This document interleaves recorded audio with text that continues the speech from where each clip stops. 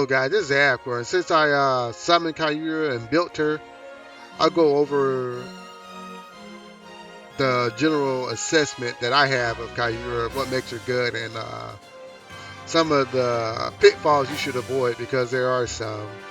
But let's get right into it. Let's just talk about her talent, which is just pretty much the core of her as a unit in the first place. When attacking and entering battle, ignore 10, 13, 16, 20% of a target's magic defense. Which this is really good. It's pretty much like you get the effect of Dark Reaper, but Dark Reaper is 30% as opposed to the 20%. But this is like consistently on every attack. And this always works since he's a single target attacker. So you'll always ignore at 6 stars 20% of the target's magic defense. So that should never be overestimated. Um, the second part is very, very important, and people kind of ignore this part.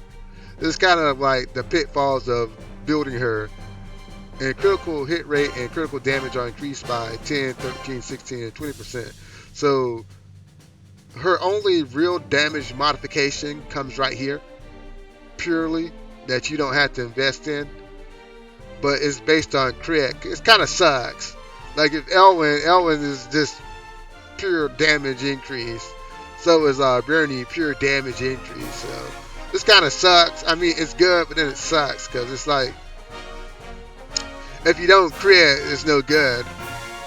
This critical hit rate is no good if you don't crit, so it kind of sucks. Now, this part is really good.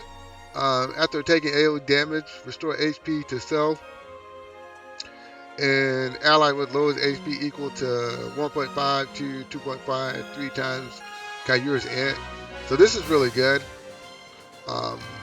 She is a support unit at times, so it's always good to remember that. But her main job is to kill stuff. That's why this critical hit rate and critical damage is extremely important. Her bond requirement, glory, 5, level 5 intimacy, light, level 10 intimacy, win 5 times in arena. I did that. I hate this 5 times in arena. It's kind of annoying, but it's whatever. Honor, level 15 intimacy. Clear time rip 3-1 with Kayura. If you got Ryo, you can do them both at once because they both have the same one. And with all like collab units, you just unlock their other 2 nodes by just doing your class changes, which makes it really cool. I think that's the best part of collab units. Because this next character, we're gonna have to get both in order to get her stuff going. So that's why I've been saving tickets. Anyway, max level stats, Starbright Sword Maiden, basically her assassin class. Assassin has more int and less magic defense. Last Ascendant has 503 int, which kind of sucks because she doesn't have any damage mods outside of her crit, and her skill is the same, 137. The problem with Last Ascendant is kind of forces you to play more of a support role if you want to do that. She's a good support. There's nothing wrong with that. I watched the Chin server, and a lot of people actually play her as Last Ascendant to great effect. So it's not a bad place to go, but you have to have a big brain to use her that way. As far as her soldier bonuses, they kind of like try to spread it out. And I understand this like 35% magic defense, that's trash. Perfect stats would be 40 HP, 40 attack. And they didn't do that. It kind of sucks. It is what it is. It is what it is. But it's the best you could hope for. But this 35% magic defense is trash. Because even when she attacks Wizards, I know she attacks so fast that it's kind of a non-factor. Anyway, let's go to her basic skills. And her soldier choices are pretty decent too. But like I said, she wields a lot of holy attacks. So when we get down here, we get cleanse, attacks a single enemy dealing 1.5 damage, effective against demons, dispels 2 buffs after battle. Totally PvE. You won't use it in PvP ever. Sneak, when attacking entering battle, crit plus 10%, damage taken minus 20%. There's some potential for this because the damage minus 20%, but specified use. You have to have a big brain in order to use this, but you can. And then this is one of her personal skills, Magic Flash. Notice that the cooldown on her skills are really low, like 2, 2. Even her, when we get to her 3C, it's really low. That's one of her strengths, that she has low cooldown skills. Magic Flash ignores guard and attacks a single enemy, dealing 1.4 times damage before ending the battle. Soldier range +1. This is really good. That soldier range +1 is really good. That's what allows her, if you wanted to be a true range attacker, to use both your soldiers. After ending action, if this unit is on defensive range, gain smoke. That's not bad. Even smoke is not bad. It's not bad because if you can't layer it on top of that. Oh well. Yeah, you can't layer it on. You can't layer it on top of that. That'd have been pretty cool if you could, but you can't. But it's still good. All damage taken minus 30% is not bad. So we get to this one, Goddess or whatever. Faith is really good on her. When actively attacking, damage dealt plus 50%, so you get that damage modification that you don't get really in her skill. And heal the allied unit with the lowest HP by 2% times 2 of your int, which is really good. Sometimes you might want to sack a skill in order to get this skill on there. Even though you have 2 1 costs and 1 3 costs, this really helps a lot.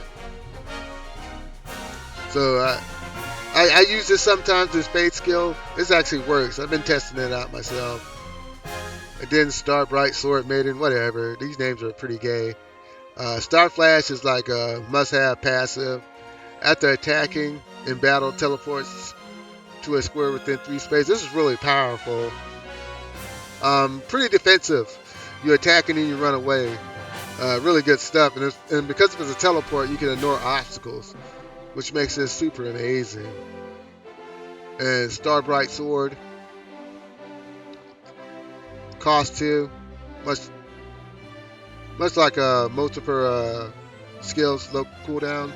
Attacks a single enemy, and the range is 3, which is really good. Attack single, dealing 1.5 damage before entering battle. Soldier range +4, really good. That's really good. After ending action, dispels 2 debuffs and restores 1.5 int to all allies within 2 blocks of self. This is a really good skill, but it takes some thought in order to use. That's why sometimes when you play her, you have to pre-plan your movements. Like, you position your party, you launch an attack, and you use this Star Flash to bring her back to that area where she can apply this to the party. So it seems good, but you gotta use some brain power in order to apply it. Gospel, you don't need any brain power for this. This is really good. So if you wanted to do 3C, Gospel, and Star Flash, that's a really good setup. It's really good. Active skill boosts attack and defense to a single unit by 20%, grants immunity to all debuffs. Last 2 turns. This is a really good skill. One of the bad parts about her is that you don't know what to bring. Her skill set is so powerful, you don't know what to bring. Even Redemption is good. Attacks a single enemy, dealing 1.5 damage. After battle, heals all allies, excluding the caster 2 times to cast an int. Melee soldiers also attack. Really good skill. She has so many skills that even though this is good, you'll probably take other stuff over it. But it's a really good skill. I mean, she's got really good PvE potential, man. It's kind of sad that they made her so good, and your boy Ryo got cucked. He got kind of cucked. He's almost purely PvE. He kind of got cucked. Anyways, when you look at heart bonds real quick, Star Bright Sword Maiden, when HP is above 80%, chance of being critically hit minus 10%, garbage. Last Descendant, when HP is below 50%, damage taken plus is 10%. That's actually decent. Upright Sword Maiden. When attacking enemy battle, damage dealt plus 10%.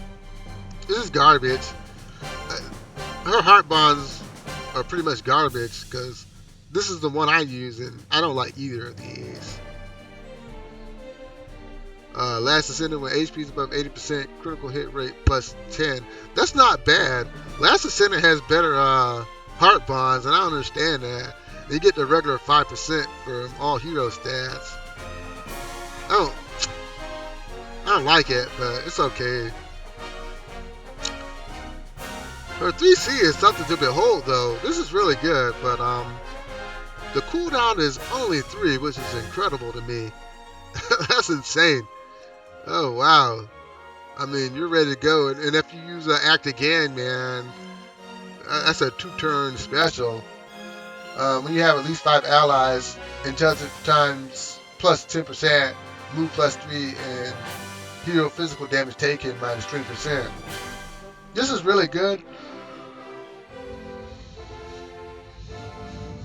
Excuse me. I already did some playtesting, and if you lose one guy, you're kind of cucked.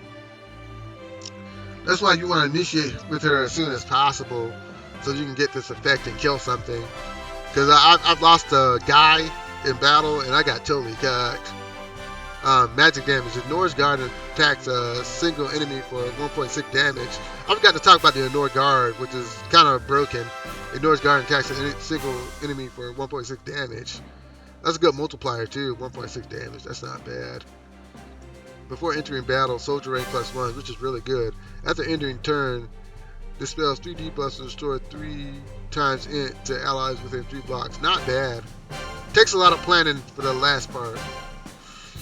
Excuse me, because think about it. If you teleport her, kill something, and she goes back, she's not healing nobody. And sometimes that's probably best because you done killed somebody. This is the point I want to stress about this character. You gotta use some thought, because I thought this was gonna be like a dumb character like Ares, because sometimes you misplay Ares and you still win. You gotta really think about using her, because to get the most out of her. Even when you start building her stat wise, you gotta try to get the most out of her. And I think that's a lot of mistakes that a lot of people are making. They were smart enough to summon for her, but after that, man, she's really difficult to build on some level because she wants all the smoke. But her soldiers are really good. Miss Dancer is actually decent. Dark Elf Sniper actually gets better over this meta, so that's why I've been dumping like resources into my training field with my archer. In fact, I'm gonna go ahead and do this right now, because when Sherry comes out, when SP Sherry comes out, she's gonna totally cuck. She's totally gonna cuck these magical single target DPSs. That's why they have to equip like archer troops. So like, I don't have her built yet, and I'm not gonna build her until I get this finished, because I only have like 4 more to go. Once I get this done, then I'm gonna go back and build that troop. Yeah, because by that time I'll be ready. Because when SP Sherry comes out, you're gonna need a soldier that can counter her, and Dark Elf Snipers helps your Kayura actually counter that unit, because she'll always carry the angels to counteract her damage. So Dark Elf Sniper is actually really important, more so later on than right now. Amazon Champion is good, just to tank some damage. Faceless and Sorceress are kind of her best units. Sorceress because magic on top of magic, and Sorceress ignoring guard is really strong. Faceless are good because they actually attack and critical hit rate are plus 15%. And before any battle, cause the enemy to have a 15% chance of being critically hit. That's really important for Kayura because, like I said before, her one of her main damage modifications comes from dealing critical damage. So, Faceless is really important. Sorceress is really important. Dark Elf Sniper is really important. Some of this stuff is kind of casual or whatever, but those three soldiers are extremely important. Hate to say that, but they are. That's why I'm kind of trying to get ahead and get my archer training ground ready, and then I'm gonna do my assassin. Since she's gonna be a staple in my box for a while, so I'm gonna get our troops prepared appropriately. But anyways, let's go to her equipment, and I'll show you my Kayura and what I'm doing with mine, and I'll talk about some mistakes I have quite possibly made. Let's go back.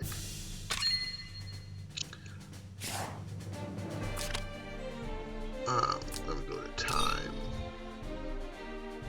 Alright. So, I got her like, I got all her skills and everything. All this is done. Now, I don't consider this a mistake because I still gotta like dump some more mastery stones into her. I just got her, so I'm not really worried about this. And I got the max int right here. I'll go over that later. This is an equipment set that I got for her. I think Scepter of Divinity is really good because, especially for my Kayura, it's kind of a must-have because I have her in Meteor, so I use Scepter of Divinity. There's other things you can use. This is pretty good because you have damage increase on this when you use single target skills, which that's all she has. And you can inflict enemy with a random debuff, so that's really good. This is kind of useless since she doesn't use physical damage. You can use this if you want. Physical damage decreases by 20%. Unit range increases by 1. You can use that if you want. I don't see the point of it. I don't think it's good. I think this. What else? This. Any regular staff works if you're on a budget, as far as staffs go.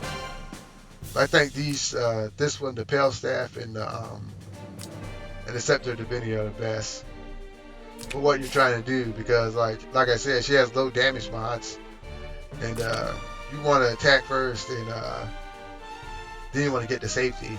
I think Last Rites is like the best army you can give her right now because the defense 10 plus 10% is good. When your HP is at 100%, lowers all damage taken by 40%. That's very important. I think King's Crown is pretty much the best piece of headgear you can give her. You can give her some other stuff. Like this is kind of good. Kinda. This is kind of good. But as far as this goes, because when you warp back, you can buff up your unit. Now, if you got her in the other form, you can actually equip Tenyo's headdress, which is really cool. So, keep that in mind. As far as this goes, Twilight Star for me.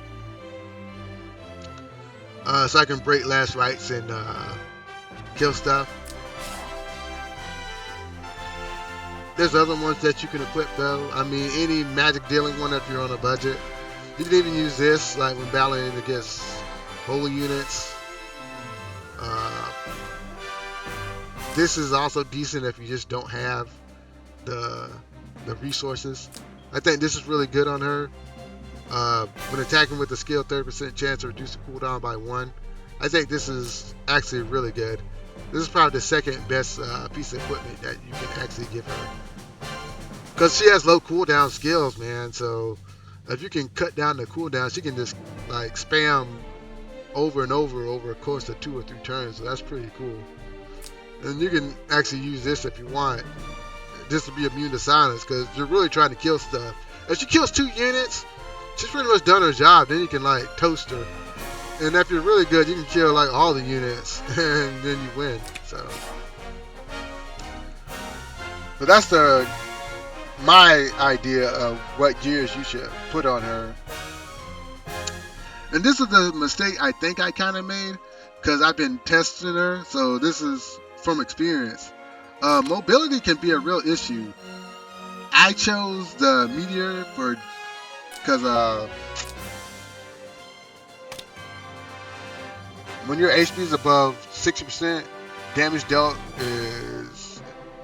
is increased by 20%, which is really good. It helps her secure kills, and it has so much of this scroll. I was actually able to get really decent enchants. Like I got the 4 int here, I got 4 int here, and I got actually 10% int here, the 5% defense, and the 6% HP. This is a really good enchant. Probably the best enchant I've rolled on her. But sometimes her mobility can be an issue, especially when you're trying to get in range to kill stuff. So I think this is one of the biggest mistakes that I could see myself making.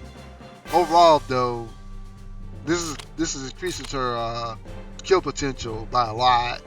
So it's kind of the trade-off. So that's why I gotta like build up Werner and stuff, like characters that can move her across the board so she can secure kills. But I think like when you look at her mastery stones, you want on the armor, you pretty much want this. I kind of spent up all of my stones, and I just couldn't get anything past 5, even when I used the SSR stones, and I rolled one really good on this. So let me see if I can roll a good HP one. See. Alright, we'll take that extra one. Anyway, I kind of want to do HP, in HP defense, in HP defense, because I think her defense stat is actually important, especially if you can get last rights on her. Her defense stat does become important, especially when there's so many physical attackers right now. So here you want the HP, then you want skill here, and you want skill here because of her talent with the damage modification and crit damage. And here you actually want in HP, skill, crit, and crit damage. So she does become hyper offensive with this setup. But if you're using a support setup, I would say in HP defense, and then crit and crit damage if she was in a support build. So there's 2 ways of playing her. I'm trying to play her as a purely offensive, because I need some real strong offense so I can just like end the opponent. So I'm going to try this way, because I'm going to get her, I'm going to get Lucretia, and I already have Tensei Jessica. So I'm going more single target this round. But anyways, let me know how you built your Kayuras, and let me know some ideas you had. But this is the end of the video. You guys have a great day, and good luck.